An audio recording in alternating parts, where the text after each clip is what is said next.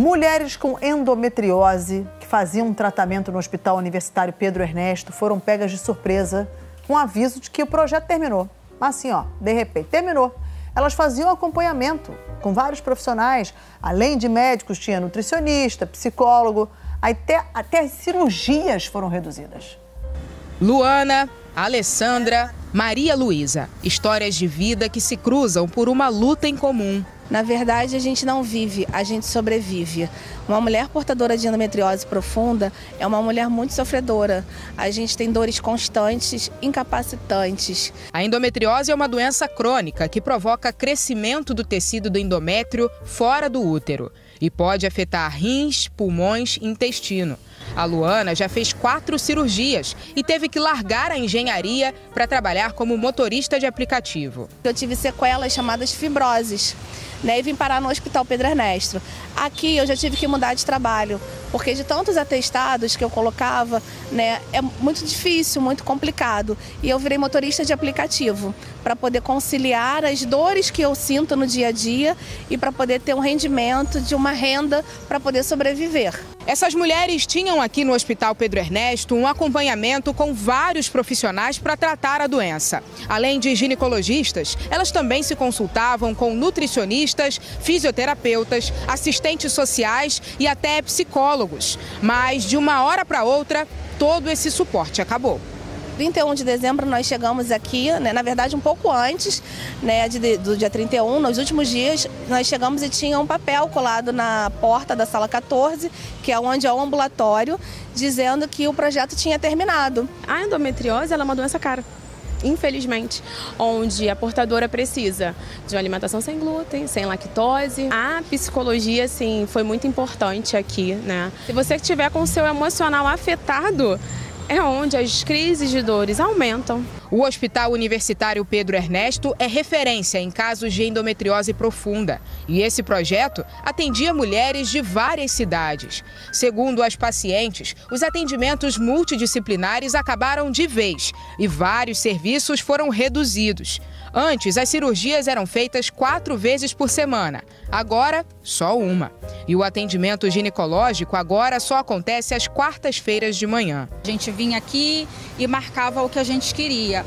Com o encerramento do projeto, essa marcação ficou limitada. Só a partir de setembro que vai abrir uma nova agenda, que nós ainda não sabemos a data, a gente fica na dependência do hospital, a gente tem que ficar ligando para cá para obter informação que vai ser passada para nós podermos vir e fazer uma nova marcação. Enquanto isso, quando a dor aperta, o jeito é buscar atendimento em emergências.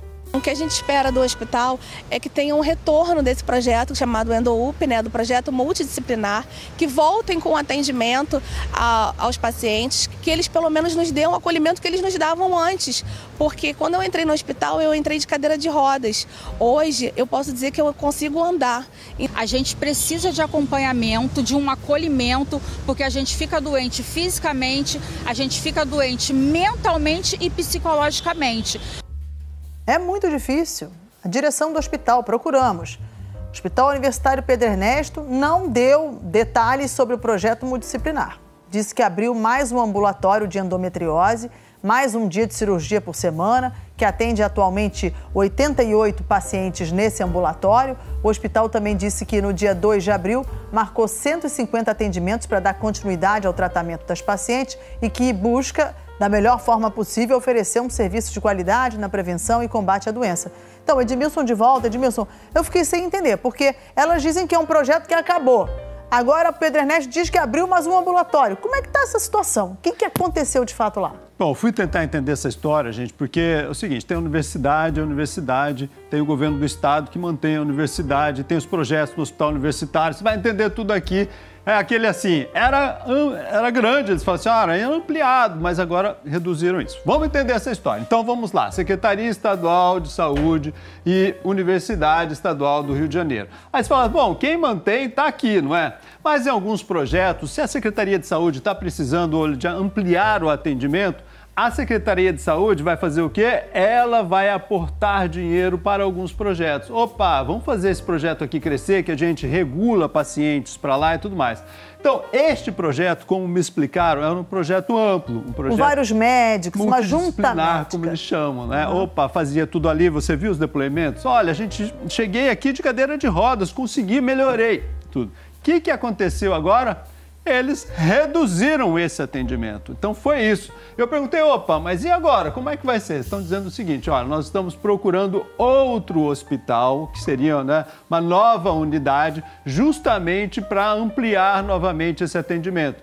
Eu falei, mas e o atendimento multidisciplinar? As pessoas precisavam de outras especialidades, que eles vão regular também para outras unidades. É assim, não ficou como era, que era um atendimento bom, que concentrado no mesmo lugar, a pessoa não tinha que ficar andando de um lado para o outro buscando atendimento. É isso que facilitava a vida dessas pacientes. Agora não, agora a secretaria, ainda eu perguntei, e o prazo? Tem prazo para encontrar? Não tem uma data ainda de qual será e qual será essa unidade para atendimento. Segundo a secretaria, isso é uma ajuda aos municípios, que ela faz isso em Resende, em outras cidades, mas que aqui na capital vai ter que buscar um outro também hospital para continuar esse atendimento. E é importante esse atendimento, né? A gente, mulher, sabe, muitas amigas têm endometriose, é duro, dói demais, né? É preciso um tratamento constante, porque vai e volta, são dores insuportáveis. Você não viu essa paciente dizendo? Ela chega numa cadeira de rodas, pode até causar infertilidade. A mulher não é possível mais ser mãe no futuro se ela não tratar. É muito duro. Então, é importante esse atendimento multidisciplinar. E o mais duro é quando você faz o atendimento, você vem fazendo o atendimento, você sente que você melhorou e aí alguém diz o seguinte, não, você parou, um passo para trás, você agora vai voltar para o que tinha. Isso é mais duro ainda. Eu acho que é isso que precisa ter urgência nisso. Opa, essas pessoas conseguiram melhorar e a gente não pode dar para elas agora um futuro pior. Não é isso.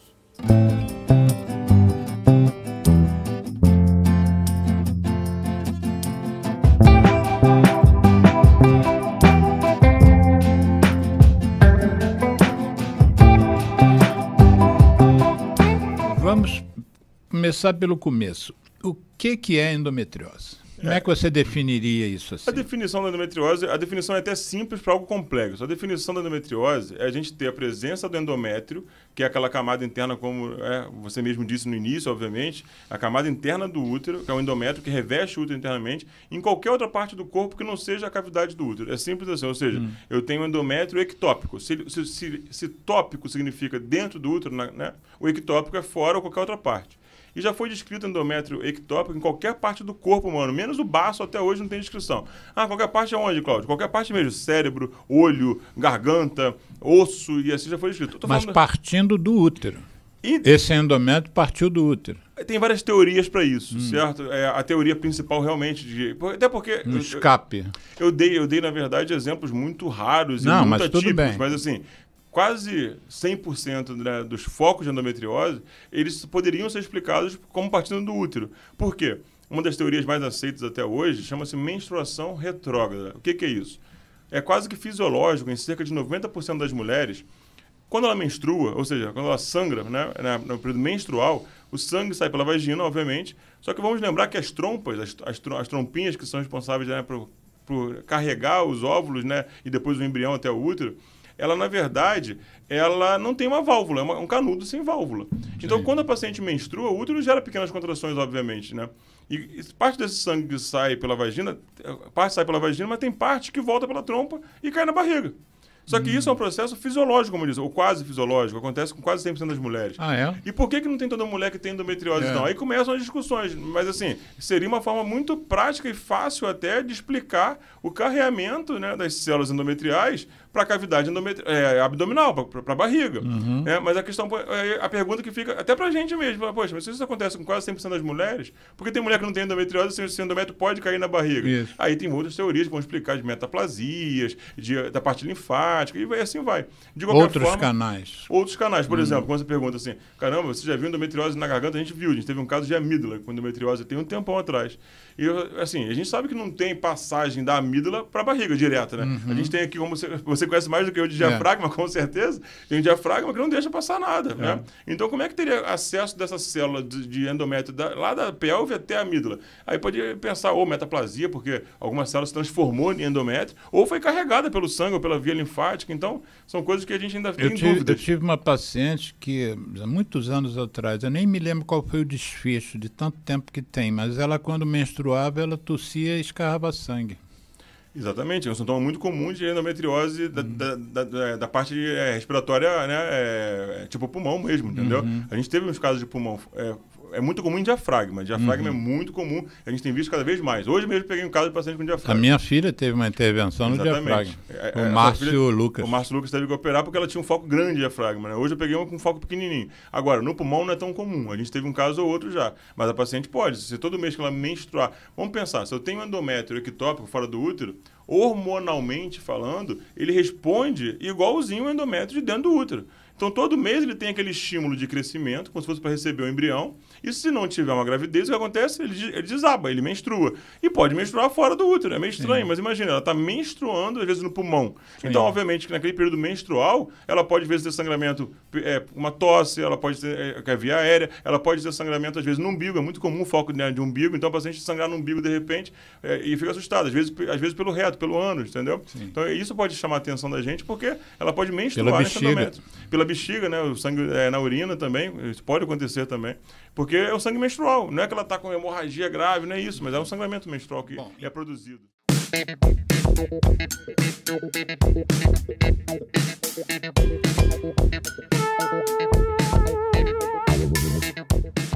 Define a diferença assim, de uma endometriose simples e o que é caracterizado como profunda. Beleza. Pela literatura é simples, né? Em tese, como a gente está falando de penetração, ou seja, eu estou falando de um tecido endometrial que vai penetrar, infiltrar um outro tecido, ele vai implantar no outro tecido, exemplo, no ovário, vamos dizer ovário, ou no ligamento, enfim.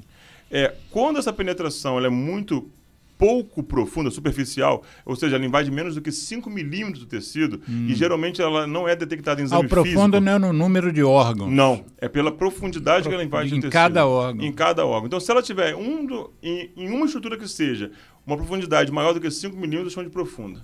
Tá. E o ruim, assim, óbvio que ninguém quer ter doença nenhuma, mas o bom, entre aspas, pelo amor de Deus, né, da doença profunda, é que ela é mais facilmente detectada no exame físico e no exame de imagem.